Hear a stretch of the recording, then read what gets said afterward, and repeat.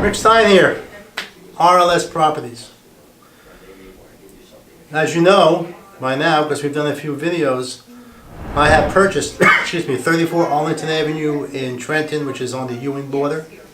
It's going to be a 3-bedroom, 2-bath, single-family home with a 1-car garage that I'm going to rent for about $13.50 a month. I paid $42.5 for it. I bought it online on, it was a HUD property. Now where did they get the money for it? I owned the property, I still own it, on Hamilton Avenue with seller financing at $45,000. Well, what I did was I called up the seller, the previous owner, and I said, listen, I'm going to cash you out. I'm going to pay you $45,000.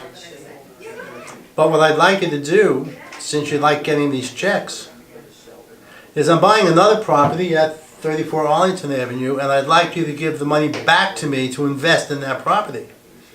So why would he do that? Well, number one, he liked getting the checks.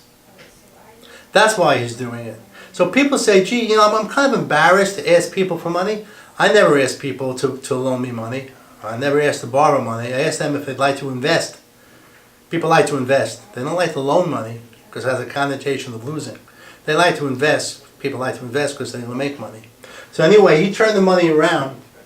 I was paying him $45,000 at 6% an interest-only loan. That's $225 a month. But on the new loan, now, he's 62 years old. He's looking forward in a few years to retirement. He doesn't make a lot of money, so he's not going to have a big pension. So if he has a monthly stipend from me, that's real good. So what I did was, I took that $45,000 and I wrote up an amortized loan, not interest only, but an amortized loan, which would be about $300 and something a month, but I'm not doing it that way. I'm paying him $500 a month, so I'm paying extra principal every month. Is he happy? Yeah, he's going to get a check every month for $500, which is going to quickly amortize the loan. In fact, it's going to amortize the loan in 10 years. In 10 years, this loan will be completely paid off. So it's not always about how much you're paying for a property. Of course, I'm paying with closing costs, figure 45. I'm going to put about 30 into it. That's about 75. And that's about probably what the market value of the house is, 75, 80 grand. But I'm not flipping it. I have seller financing it. No, I'm sorry, I have private money on it. I'm paying it down $500 a month. Is he happy? He's thrilled no end. He gets $500 a month for the next 10 years. Am I happy? Yeah, I'm quickly amortizing the loan. So even if I only held the property for 5 years, I figured out in 5 years I'd only owe about $17,000 on it. But there's more. I still have a cash flow of about $250 a month. And you say, that's great, but no, there's still more. Do I sound like a commercial? In this loan, I have a first right of refusal, which says that, let's say at some point before the 10 years is up, he wants to cash out. Well, you can't make me cash it out as long as I'm paying him. So he can go out on the street and try to sell the note. Well, maybe no one's going to offer him $45,000 for it. Maybe they'll offer him $30,000 for it. I got first right of refusal. They'll have to come to me and say, listen, Rick, someone offered me 30 grand. Would you pay me 30 grand for the note? If I do, then in effect, I reduce the purchase price by $15,000. But there's still more. I have in there what's called a substitution of collateral clause, which is really neat, very powerful too.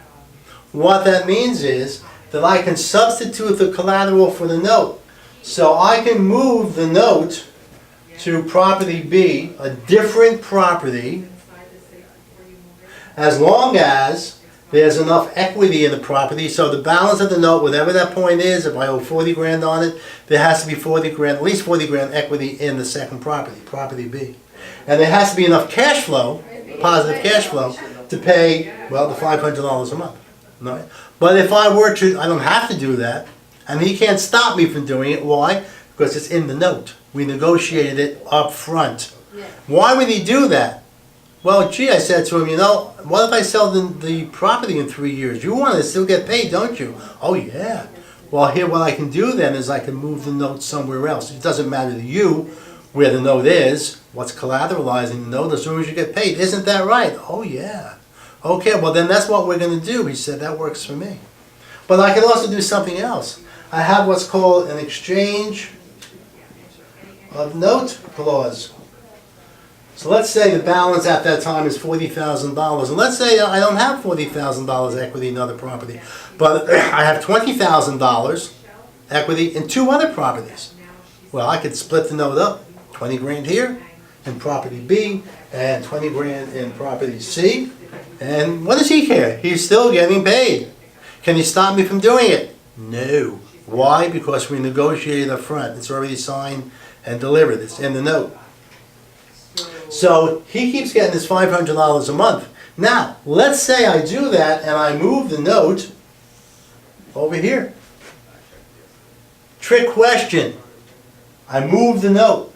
How much do I owe in Arlington? The answer is 0. I owe it free and clear.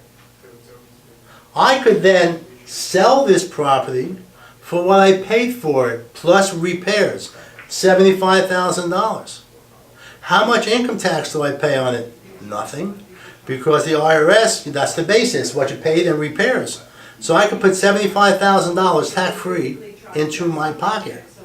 Pretty neat, don't you think? I do.